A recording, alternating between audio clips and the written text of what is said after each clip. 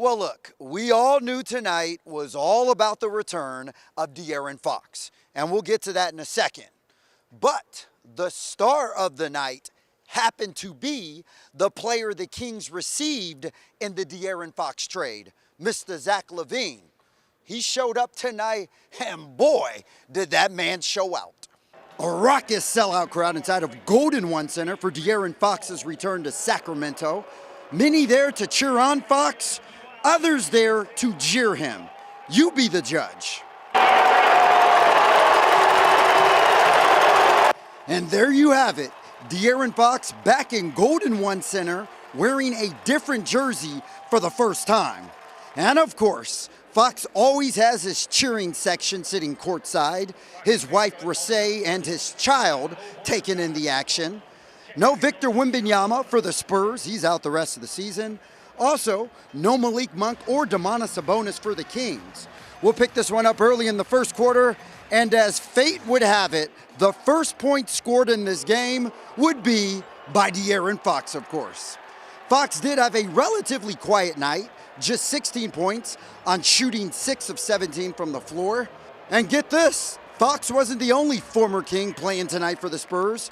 Harrison Barnes received a thunderous applause during the starting introductions. The Black Falcon had 12 points on the night. San Antonio actually led 26-20 at the end of the first quarter. Then the second quarter came around, and Zach LaVine came out and punched the Spurs in the throat. LaVine came out hotter than a fish fry cookout in the quarter.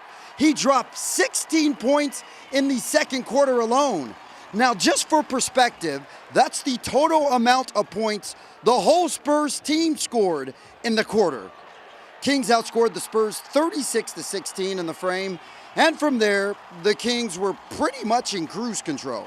Sacramento completely blew this one open in the second half, leading by as many as 27 points at one time. Zach LaVine more than doubled De'Aaron Fox's points. He ended up with the game-high 36 points, connecting on 7 three-pointers. The Kings go on to spoil De'Aaron Fox's return, winning this one 127-109. And you know what that means, right? Go ahead and light that beam. I think it was good. Obviously, like I said, I enjoyed my time. I really enjoyed the fans, and you cheer for your team, so it was definitely good. I wouldn't say I really got emotional, but I mean, it was great. Like I said, I was here for so long, almost a decade, so I really do appreciate it. Like, a lot of the things were weird, like going to the Sawyer. I've never spent the night at the Sawyer before. I've never been in this visiting locker room. Or I didn't know what the showers looked like. I didn't know anything about what the visiting side looked like. But yeah, it was definitely fun, and I'm glad that the first one's over with, because now I feel like it probably won't be as anticipated anymore. But next time, hopefully for a better game from us. So with the win, the Kings moved to 4 games over 500. They currently sit at 9th in the West, just a game and a half back from the 6th seed. Up next for the Kings, they travel to Los Angeles to face the Clippers Sunday night. At Golden One Center, where that beam is shining bright tonight. Kevin John, ABC 10 Sports.